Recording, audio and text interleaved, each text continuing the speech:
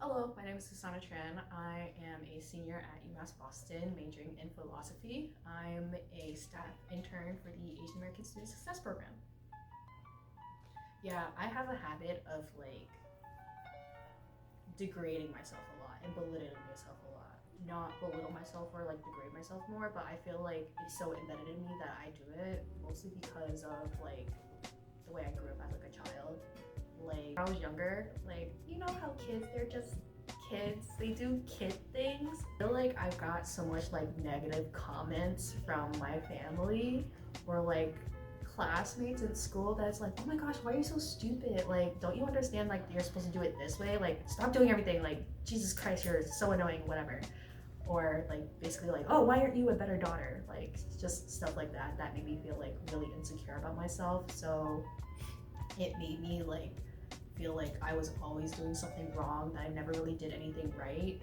But also because of that, and the chaotic household I grew up in, where it was very unstable, um, it made me want to do better and be better. So I would always look out to others, like teachers, mentors, other students, programs I would go to, and see oh, what type of behavior do I like?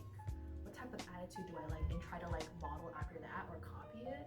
Kind of do that and put on that sort of show or facade. Hard to actually embed it within myself, because I was more of how can I be a better person for others? It was never how can I be a better person for myself?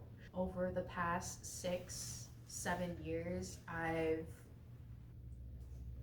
really began to put myself first. I've been going to therapy ever since I was small, but I feel when I was younger, much younger, when I was a child, I mainly went to therapy because I was just told to. And I stopped for a moment when I went to high school, but then I went back to therapy when I was in my late teens, early 20s. So I was talking with my therapists and whatnot and trying to figure out ways. I've been with many different types of therapists.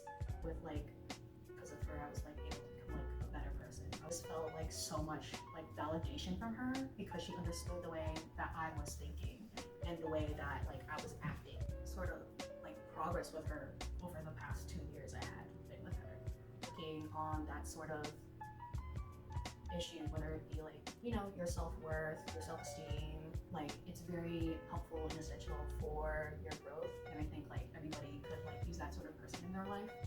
And for me, that's the type of person that I want to be for other people, because I want to be the type of person who people can feel they can speak their issues and problems with, where they can feel validated, where they feel they can share their problems with me, help them grow as an individual, socially, emotionally, and all the other ways. Who are able to meet a person with where they're at with their issues or with their situation or whatever it is, and help them grow from there.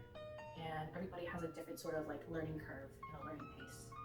And for even to be understood with the sorts of thoughts, behaviors, and situations that I've had.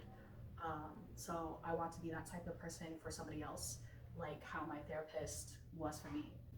Go to therapy. I struggle with premenstrual dysphoric disorder, which is a type of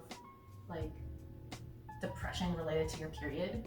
And I also suffer from unipolar depression, and my depression is something that is chronic and gonna have to live with it forever.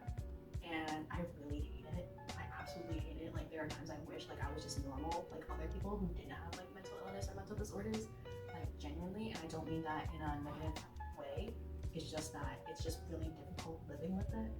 You need to keep in mind, in order to be that sort of help, you kind of need to be understanding of the other person's perspective, to meet them where they're at, to be open-minded, maybe to learn some new information, if you need it, think about it, because mental health is a long journey, and there's no need to be ashamed of it if it's for mental health support.